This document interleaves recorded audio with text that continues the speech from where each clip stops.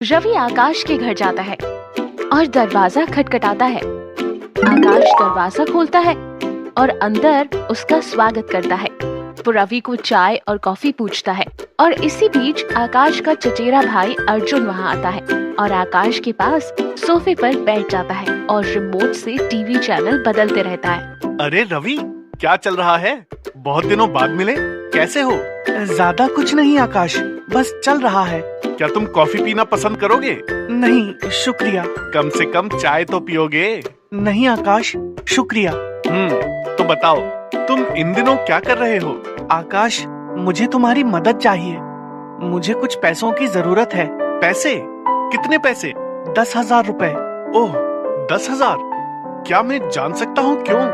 क्या तुम किसी मुसीबत में हो? मेरी माँ की तबीयत इन दिनों ठीक नहीं चल रही है। मुझे उनकी दवाएं खरीदने के लिए पैसों की जरूरत है। मैं जल्द ही तुम्हारे पैसे वापस कर दूंगा। चिंता मत करो रवि, मैं तुम्हारी मदद करूंगा। आकाश अंदर जाता है और पैसे लेकर आता है। अर्जुन देखता रहता है इन दोनों के बीच में क्या चल रहा है। मैं जल्द से जल्द तुम्हारे पैसे लौटा दूंगा। ठीक है रवि, जब तुम्हारे पास पैसे हों तभी लौटाना। You can pay back when you have them. अभी बस आंटी जी का ख्याल रखो। शुक्रिया आकाश। पैसे लेकर रवि वहाँ से चला जाता है। उसके जाने के बाद आकाश का एक और दोस्त सूरज उसके घर आता है। आकाश सूरज को अंदर आने के लिए कहता है। वो रवि था ना?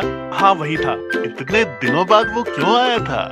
उसे कुछ पैसों की जरूरत थी। पैसे? उसकी माँ बीमार है और वो उनके लिए दवाई नहीं खरीद पा रहा था, इसलिए मैंने उसकी मदद की।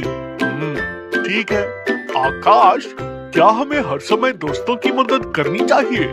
हाँ सूरज, जब भी उन्हें जरूरत हो हमसे जितना हो सके हमें मदद करनी चाहिए। ठीक है आकाश, हमें देर हो रही है, चलो चलते हैं। बाय सूरज, बाय। कुछ दिनों बाद सूरज एक सड़क से गुजर रहा था। वो वहाँ रुककर अचानक देखता है रवि एक कैफे में अपने दोस्त के साथ एंजॉय कर रहा है।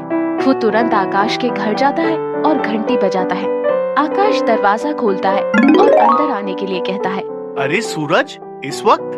अंदर आओ। सूरज अंदर आकर बैठ जाता है। मुझे कुछ पैसों की जरूरत है। 10,000। पैसे? माफ करना, लेकिन मेरे पास पैसे नहीं है। रवि ने तुम्हारे पैसे नहीं लौटाए? नहीं यार, मुझे नहीं लगता कि उसकी माँ अभी तक ठीक हुई होगी। दुख हो रहा है। उसने तुमसे झूठ बोला है। यहाँ आते वक्त मैंने उसे अपने दोस्तों के साथ पार्टी करते हुए देखा। वो खुश है। क्या? सच में?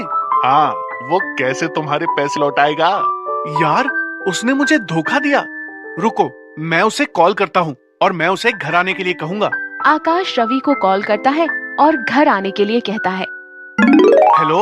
ओह आकाश, क्या तुम मेरे घर आ सकते हो? कुछ काम था। संशय और चालाकी के साथ रवि आकाश को जवाब देता है। ठीक है आकाश, मैं अभी पहुँचता हूँ। रवि घर आता है और अर्जुन दरवाजा खोलता है। घर में घुसते ही वो देखता है आकाश और सूरज हॉल में बैठे हैं। वो उन्हें देखकर मुस्कुराता है और वहीं बैठ जाता है। अर्जुन भी ये बातचीत सुनता है।